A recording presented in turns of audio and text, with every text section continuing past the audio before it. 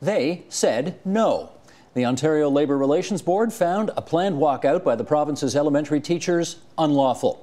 But the fight isn't over. The Secondary Teachers Union, while calling off its own walkout, is still withdrawing all extracurricular activities. And joining us now to shed a legal light on this fight, Mark Geiger. He's a labour law specialist at Blaney McMurtry LLP. Nice to have you here in our studio. Glad to be here. Need some help understanding all of this because I suspect the initials OLRB are four initials people hadn't heard of until 24 hours ago. So let's go through this. It was the Labour Relations Board's job to make a ruling on whether this walkout was legal or illegal. They decided illegal. How come? Well, it's kind of a complicated story because it all arises from a bill called Bill 115, Bill 115, and that bill first of all, did a lot of very strange things for our labor legislation. It imposed collective agreements, or gave the government the power to impose collective agreements, and the power to change collective agreements if they'd been agreed to previously. It also gave the jurisdiction to the Minister of Education to bring a application to the Ontario Labour Relations Board dealing with issues arising from Bill 115, and one of them was whether or not there was a strike, because the Act precluded any strikes from taking place once a collective agreement had been imposed. These you would acknowledge are fairly extraordinary options for a government. Bill 115, the only piece of legislation that I can think of that is remotely close was the Anti-Inflation Act of 1975, and of course that was before the Charter existed. So whether or not Bill 115 will survive a Charter challenge is yet to be seen. That's another issue for another program. The thing we need to understand right now is, what did the OLRB look at and say that's illegal? Well, the Act, again, the Bill 115, has a provision that says that the Ontario Labour Relations Board could not rule on the constitutionality of Bill 115. Normally, the Ontario Labour Relations Board has that jurisdiction, but this Act specifically took it away. And so the first issue that would have been raised there normally would have been, is the bill legal in the first place? But they were precluded from doing that. So the Ontario Labour Relations Board is a creature of Ontario statute, so the government decides what their jurisdiction is and isn't, and it specifically took away that jurisdiction. So in the absence of any conversation about whether Bill 115 is in fact constitutional, the Labour Relations Board, in essence, had no option here, did they? They didn't have much of an option at all. I mean, the arguments that were made there basically were that the Labour Board should decline its jurisdiction, which it clearly was given under Bill 115 to deal with this issue. And the chair, Bernie Fishbane, I think rightly decided that he couldn't do that. I mean, was this a one-person decision, or they have yes, a whole group? No, I believe it was just him. He's the chair of the Ontario Labour Relations Board. If this is as clear-cut as it appears to be in law, what arguments were the unions advancing that might have made Mr. Fishbane come to a different conclusion, which he obviously didn't do? Well, they were arguing that the Act was so extraordinary in so many different ways that the board should decline its jurisdiction and allow the courts to deal with the constitutionality issue. Mr. Fishbane decided that he just didn't have the jurisdiction to do that, and he had to decide the question. And the definition of strike there's actually a separate definition of strike in the Education Act, which is perhaps broader than the definition in the Labour Relations Act. And for teachers, only for teachers, it supplants the definition of strike in the Labour Relations Act. Hang on, let's make sure we get this clear, because I think, anybody watching this right now, they may not be able to, in law, define what a strike is, but they kind of know it when they see it. Yeah. Now, is there any question in your mind that had the teachers, with a contract in place, walked off the job for a day, for whatever they want to call it, political protest, strike action, whatever, that's a strike?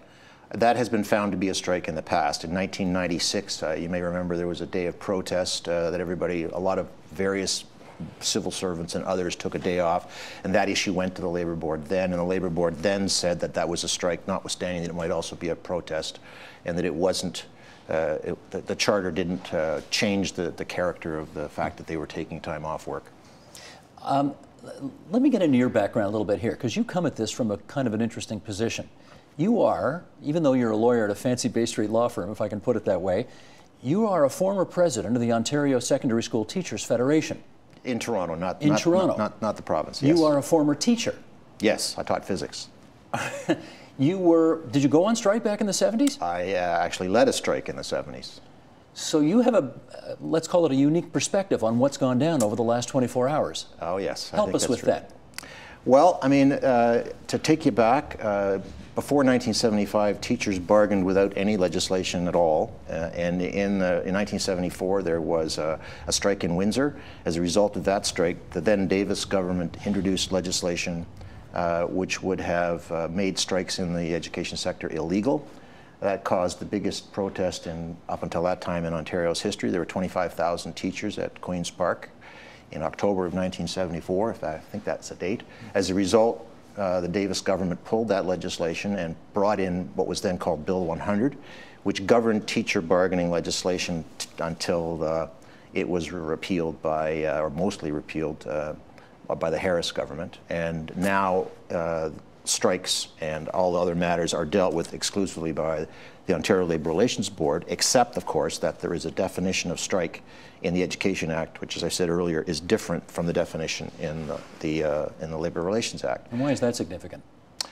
Well, it actually makes reference in the Labour Relations Act is really designed, I think, probably mostly to deal with private sector, also the public sector. But its definition of strike talks about something that reduces production effectively. Whereas the Education Act's definition, which I have in front of me, enlarges that and actually includes the term work to rule and says that a work to rule is a strike. Now, that's not new. And under Bill 100, a work to rule was specifically referred to in the legislation, and a school board was prohibited from actually paying teachers if they went on an actual strike where they withdrew services, but they could still continue to pay them if they only did a work to rule. It was defined as a strike. You still had to go through the mechanism before you could get there, but you could still be paid. And in fact, there was a case in Hamilton that I acted on for the Hamilton board where the OSSTF so I sort of switched sides in that sense, where the OSSTF introduced a system where they changed the school day and reduced the amount of teaching time, and the school board then took the position that they would not pay them. And that issue was then eventually decided by the courts, and the courts said, you're right. But let's understand this. You, as a former OSSTF, as a former teacher, a former union representative, do you believe that the Labour Relations Board came to the right decision and that a walkout today would have been illegal? In terms of the law, I think that the board didn't have a whole lot of choice. In terms of whether or not the underlying legislation is constitutional, that's a very open question. In fact, I'm on the executive of the Labour and Employment section of the Ontario Bar Association. We had a session on that about 4 or 5 weeks ago. And we had probably 40 or 50 labor lawyers at that session, and I would suggest that the vast majority of them, if you ask them, would say they don't think that Bill 115 will survive the court challenge. A constitutional challenge. Right. Okay. But the board couldn't deal with that. Okay, yeah, right. We're not there yet. That's further down the road. Let's understand again. Now, this decision came down, I guess, what, 4 o'clock in the morning or something like that? Yeah. Okay. So nobody stayed up, obviously, or very few people would have stayed up to wait for the Labour Board's decision. They woke up this morning and were presented with a fait accompli. And I wonder, for those teachers who decided, the Labour Board decision notwithstanding, I'm going out on strike today anyway because I so object to this Bill 115, what would the consequences, what could the consequences have been for them had they decided to do that? Well, that's a good question, because under the legislation, there are fines that are provided in the regulations, but in order to actually impose those fines, they would have to charge them through the courts. And of course, the courts are not precluded from looking at the constitutionality of Bill 115. And so if I were ever asked to represent a teacher who was so charged, I would, of course, be raising the very question of the constitutionality of the act under which they've been charged. So I will be personally surprised if anybody gets charged. And I can understand why many people might not have heard. Now, the order from the board required the OTF to tell their members by any means possible that the strike was illegal, and I understand they did that. So I understand the schools are open, that's what I've been told, yeah. But it's quite possible that some people would not have got the message. I don't know that. I've heard that in Ottawa, teachers went to school and students didn't. There was a circumstance where all the parents assumed that the day was off, and so the kids didn't show up for school, even though the teachers did, because they were obliged to. The Toronto board announced that all the schools were closed yesterday. In fact, they sent out emails to people telling them the schools were closed. So I'll be surprised if lots of folks didn't show up today. So it did get complicated. Let's also. I know the application before the Labor Relations Board dealt with the immediate issue, which was the elementary teachers today. Right. But would you, from a legal standpoint, infer that today's decision would have also related to the secondary teachers' job action the following week? I don't think there's any question of that. No question about that. Okay. All right, let's see where we want to go here. There's a section in the Putting Students First Act, Bill 115, that has caused some controversy over the Labor Relations Board's jurisdiction. And let's just quote the section here of the act in question, and then I'm going to see if I can get your view on this. This is Board 2, everybody. The Ontario Labor Relations Board shall not inquire into or make a decision on whether a provision of this Act, a regulation, or an order made under subsection 9 is constitutionally valid or is in conflict with the Human Rights Code. Can you explain that to us and why that would be significant? Yes, because if this section were not there, then the very first argument that the teachers' federations would have made in front of the board yesterday would have been that Bill 115 is unconstitutional. And the board would have had to rule on that issue before they decided as to whether or not this was a strike. So in putting this, and it is a very unusual provision, to put this provision in the legislation removed that jurisdiction from the Ontario Labor Relations Board, which they normally would have. And so that argument was precluded. In fact, Mr. Fishbane makes reference to the fact that he cannot decide that he's been precluded from deciding that, although the board generally does decide constitutional questions if they arise. Can we also assume that, since we're dealing in the realm of the extraordinary here, that to come out with a ruling at 4 o'clock in the morning is also a bit unusual? Not so much so. No? The board has in the past, I mean, I've done it myself, we'll have hearings if there's an imminent strike and it's going to create some problems. The board will have hearings on very short notice, and that's what they've done in this case. I was actually at the board once many years ago in the construction industry, and we didn't get an answer until I think it was 2:30 in the morning. So it's not normal, but it does happen. Okay, but the applications were made by all of the interested parties when? The application was made by the government, right, by the Minister of Education. What day? I don't know the actual day, but I would presume it was either yesterday or the day before. Right, and you've told us today that there's almost no wiggle room here. The law is pretty explicit. Why would the head of the Labor Relations Board need to wait until 4 o'clock in the morning to make the decision rather than just they are covered by rules of fairness, and they have to hear the arguments. And there were, I'm told that the lawyer who acted on behalf of the Elementary Teachers Federation made a 2-hour presentation, and I've heard that it was a very eloquent, very good presentation, but what he was attempting to do, obviously, was to get around the provision of the Act that gives, the provision of Bill 115 that gives the Labor Board explicit jurisdiction to deal with this kind of an application from the minister. If you were advising the secondary school teachers or the elementary teachers unions in this case, you now have a decision from the Labor Relations Board that says you cannot strike. If you do, it is illegal. They came out rather quickly after that decision came down and said, okay, we're calling off the protests. Did they have any option but to do that? Well, I mean, you asked me the question about what would happen if teachers when individually had gone on strike. The same thing applies if the federations had suggested to their members that they should go on strike anyway. In order to charge those individuals, they would have had to charge them through the courts, and then presumably the federations could have tried to argue that the act was unconstitutional. But there would have been a risk, and the risk would have been that you can't use self-help. I mean, the courts are there to determine constitutionality, and therefore, if you don't abide by the law, we're not going to, even though the law may end up being found to be unconstitutional, we're not going to let you do that. That's not proper. So that would have been a risk for them. Frankly, I think they probably did the right thing in advising their members to not do what they were going to do. Admittedly, we're into the area of hypothetical here, but this looked like it could play out rather harshly a couple of days ago, and so I'm asking this question with that in mind. I can remember a Canadian postal workers strike back in the 1970s where the head of the union ran an illegal strike and he went to jail as a result of it.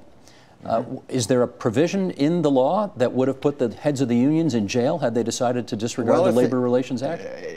Once there's an injunction, and there is now from the Labor Board, that says you're not to do this, if you breach that, then you're in breach of an order from the Labor Relations Board, which has the same effect as an order from the courts, and therefore you're in contempt of court. And yes, there are provisions to put people in jail if they're in contempt of court, absolutely.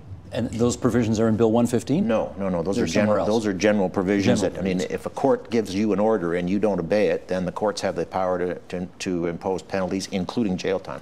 So if any teachers had gone out, it wouldn't be the government that was following up on that. It would have been the courts that would have been. Well, the government would have had to charge them. Oh, I see. Okay. Okay. All right, let's finish up on this then here in our last few minutes. The Ontario Secondary School Teachers Federation, of which you used to be the Toronto president and a member, put this out on its website today. They've got the acronym both in French and English here for those who are following along here. Phase 2 of OSSTF/FEESO's Strategic Action Plan, shared with members on December 3rd, made it clear that if the minister, through Bill 115, orders that the Contractual or Education Act requirements be fulfilled, that is, legal strike is ended, voluntary or extracurricular activities will not resume. If you're a teacher reading that, what would you infer? Well, it's clear that the OSSTF wants its members to stop providing voluntary services. Whether they can force that is another question. I mean, and I think that they run a risk if they try because of again, I mentioned this previously, the definition of strike under the Education Act is not the same as under the Labor Relations Act, and it specifically makes reference to work to rule and makes clear it's a strike. And the legislation that was there prior did the same thing. Now, the government, I think, has, for whatever reason, not decided to push that issue. At least it hasn't pushed it yet. The question as to whether or not the in-concert taking away voluntary services is a strike is one that has yet to be determined. But let's just do a comparison of the two unions here and understand if there's a significant distinction. When the elementary teachers were putting on their rotating one-day strikes around the province, they told their teacher members, if you refuse to go on strike and carry a picket sign when we ask you to, we will fine you $500 a day. They told that to their members. The secondary teachers, as I read this, are urging their teachers not to do extracurriculars, but there doesn't look as if there is a threat of fine or punishment here. Okay, well, the difference is this, that when the elementary teachers were doing that, they had the legal right to strike. Yes, they did. Which now they don't have. And so I think that's the difference, that if I were advising them, I think whether they had the right to fine people or not, I don't want to comment on that. That's between them and their members, and whether the Labor Board doesn't deal with those kinds of issues. I suppose that the courts could. But in any event, I think to do that now would be very dangerous if they were to threaten their members with fines or any other kind of in the face of the fact that strikes are now clearly under Bill 115 at the moment, which is still in force. They're unlawful, and therefore it'd be dangerous for them to do that. But that's in just in our last 30 seconds here, that's the point I guess I'm trying to understand. There's a lot of wiggle room in this thing for the secondary teachers, and they have pointedly not said, don't do extracurriculars or else. They've said, we hope you won't, but they really can't stop a teacher who wants to provide extracurriculars, can they? I don't think so. That's a nice short answer. Mark Geiger, it's awfully good of you to show up at TVO today and help us with this most complicated but most interesting labor relations story. Thanks so much. My pleasure. Support Ontario's public television. Donate at tvo.org.